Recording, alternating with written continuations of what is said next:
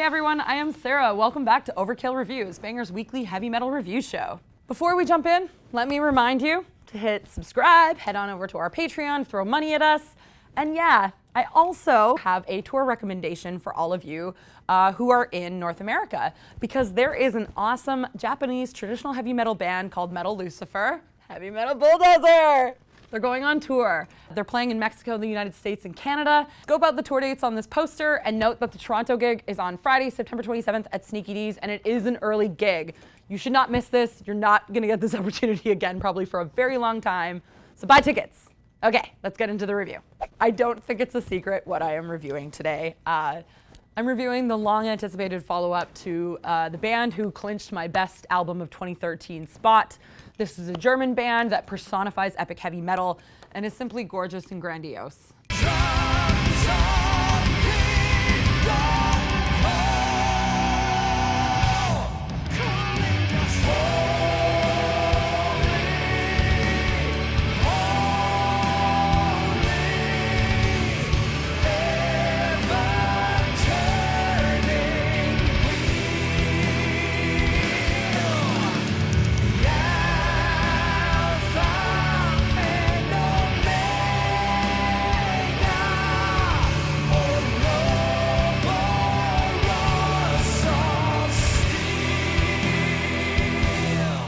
That is right. It is the brand new album by Atlantean Kodex. It's dubbed The Course of Empire, and it's out now via Von Records. Let's talk about one of my favorite bands of the past decade.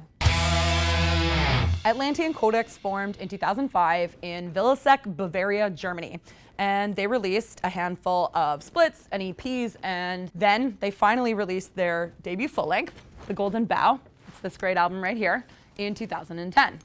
That album quickly made quite a large impact on the burgeoning trad metal underground, and when the band released the follow-up, 2013's The White Goddess, well, they cemented their position as the apex of modern epic heavy metal. Musically, this band performs a very poignant blend of trad metal, doom metal, and epic metal, landing somewhere on the spectrum between these three classics: Millennial Road, Spiral Castle, Bathory, Blood on Ice, Viking era, and Manowar, Hail to England.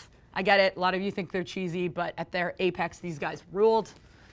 And it's been a long 6 years since their last album, and anticipation for this release is extremely high. It's a time when trad metal is extremely popular, and Atlantean Kodex is talked about in reverent tones, but unlike Crypt Sermon, who I reviewed on Friday, which you should watch that review as well, they haven't quite captured the interest of the North American audience or the metal press. So they're in a slightly different position where they're huge in Europe, but they're not quite so big here, and they're not talked about nearly as much here.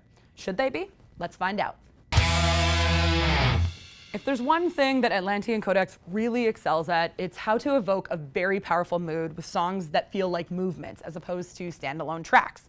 Their albums are quite lengthy, they're extremely emotionally evocative, and they have a huge range of delivery. The band tends to make their songs quite huge and epic sounding, and does so very masterfully, merging mysticism, might, and this arcane magical feel. For example, The Innermost Light features beautiful backing choirs alongside this military-esque kind of drumming snare. It also features beautiful organ alongside these very soft vocals, which then subside into the cackling of a fire, a sample in the back, which sounds really beautiful. There's another track called A Secret Byzantium, which is one of the best songs that Atlantean Kodex has ever written, and the progression reminds me of their single best song, which is 12 Stars in an Azure Gown. It's on The White Goddess. It is, yeah, no lie, it's one of my favorite songs of the past 10 years, like probably in the top 5. And that song itself is a great counterpoint, which is a really good sign. It's beautiful, it's big, and it features these interweaving guitars, massive drumming, and there's just a huge crescendo. And sonically, this is the kind of band that you're going to have people singing along to. Everything is delivered in this very elongated fashion, and it's intended to have weight. Like, it feels heavy and it feels like it has purpose, and it feels like it has meaning. So, despite the album's lengthy runtime, these songs and the album itself never feels dull. Everything has purpose, power, and vision. The great solo in The Lion of Chaldea communicates the power and majesty of the lyrical theme.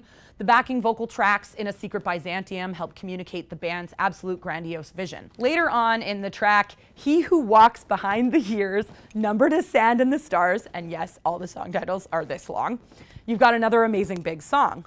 Honestly, this band just makes me want to repeat these, loaded adjectives. Magical, mythical, beautiful. And I got to give a shout out to Jeff Black of Gatekeeper. His album is right here. This is a Canadian epic heavy metal band. He does a guest segment on the track that you heard in the teaser at the beginning of this review. So yeah, good job, Jeff. Everyone should listen to Gatekeeper. So let's talk about what's wrong with this album now. I think the strangest thing about this release for longtime fans of the band is going to be the fact that they sound like they've settled into their sound.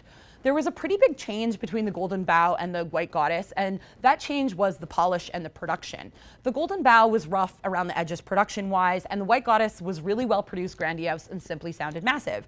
And I remember when it came out that a lot of fans who had been there since the beginning, they were kind of quietly grumbling about the whole thing, saying, oh, I really liked the fact that they had less production on the first album. I was on the opposite side, where I personally thought that the production was exactly what the band needed to communicate their grandiose sound and vision. Therefore, the big sonic change somewhat affected my expectations. When you hear a band you really like growing substantially between their first and their second release, you end up assuming, possibly, that the change between the second and the third is going to be similarly large. But nope, there isn't a big change. On this album, we hear that Atlantean Kodex has settled into what they wanted to sound like, which to me reinforces the notion that the White Goddess is really quite an important masterpiece just because they got to where they wanted to be. But fans might feel a little jarred by that. There's not a big change. It sounds quite similar to the last album. But is that enough to affect the score? Let's find out. Well, it leaves us with my first ever 5 out of 5 score here in Overkill Reviews. Now for the shout-out. I wanted to talk about epic black metal because there are 2 excellent epic black metal releases that have been released in the past couple of months, and both of them are by Canadian bands. And I thought that the most important allegory here was that Atlantean Kodex borrows a lot from epic era Bathory, and these 2 bands, well, the first one in particular definitely also borrows from epic era Bathory. The first band I want to talk about, they borrow from Bathory, but they also go into this occasional immortal-esque shrieking. They are a 2-person black metal band called Keys of Orthanc, which is obviously Lord of the Rings themed, and their new release is entirely Lord of the Rings themed, and it's called A Battle in the Dark Lands of the Eye. It's out now via Nattermac Productions. I always botch that record label, but you should check it out on Bandcamp. The second one is not epic in the same way, but it's really cool. It's very atmospheric, it's noisy, it's wretched, and it has a fantastic theme, and it focuses on Napoleon's fall from grace. The band that I am featuring is Departure Chandelier, and their album is called Antichrist Rise to Power. You can also get that one on Bandcamp. That's everything. Enjoy Atlantean Kodex.